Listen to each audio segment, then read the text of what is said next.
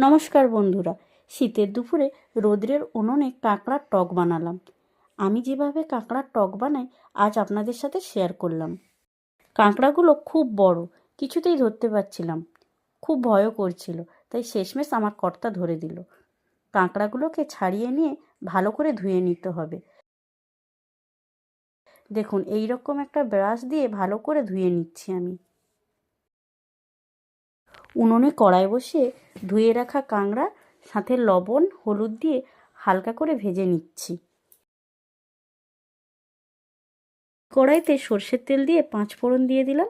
10 minute আগে ভিজিয়ে রাখা তেঁতুলের কাঠটা দিতে হবে। তারপর অল্প পরিমাণ জল দিয়ে ভালো করে 10 থেকে 15 মিনিট ফুটতে দিতে হবে।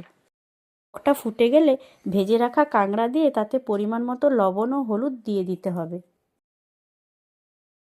এবার আমি ওই কাঁকড়ার ঘিটা দিয়ে দিচ্ছি, সাথে 2টো কাঁচা লঙ্কা ও 2 চামচ চিনি দিয়ে ভালো করে ফুটতে দিতে হবে। নামানোর আগে 2 চামচ সর্ষের তেল দিয়ে নামিয়ে নিলেই কাঁকড়ার টক রেডি। আমি এখানে পুরো রান্নাটাই সর্ষের তেলে করলাম। এই শীতের দুপুরে এই রকম টক হলে আর কি চাই। আহ, কি স্বাদ!